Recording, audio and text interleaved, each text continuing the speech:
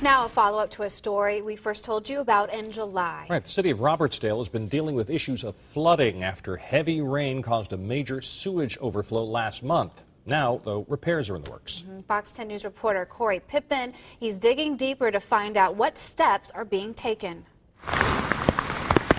Last month, Baldwin County experienced heavy downpours and flooding. The National Weather Service reports that Robertsdale got more than 16 inches of rain in July. The water caused the city's sewage system to overflow in numerous locations, one of the worst being at Rock Creek, which runs under College Avenue, where anywhere from 10,000 to 100,000 gallons of sewage spilled out. Robertsdale Mayor Charles Murphy says since then, the city hasn't had enough rainfall to cause overflow issues. He says they began $25,000 worth of repairs last week, fixing cracks in many of the sewage manholes where water can flow in. What they actually do, they go in there while it's wet, after they do a cleaning application, and they actually spray it with an epoxy compound.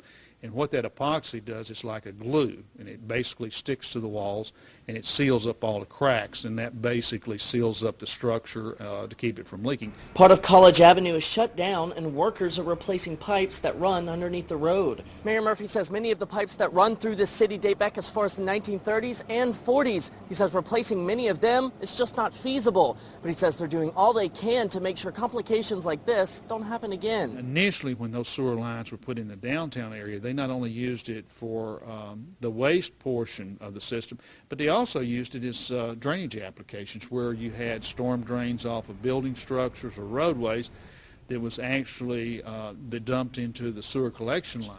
And of course today that's not something you want, and it impacts your system because of all the growth, and so we've gone through finding those locations and cutting them out. Officials have applied for a $450,000 grant to have a company come in and line the pipes. The city would have to front around $40,000 or $50,000 for the process. We have other needs for dollars. Where do you allocate those to?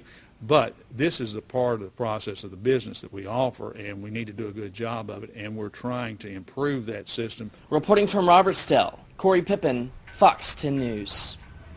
Officials say they expect to hear back on the status of that grant for repairs by November. Health officials say none of the areas of overflow was near drinking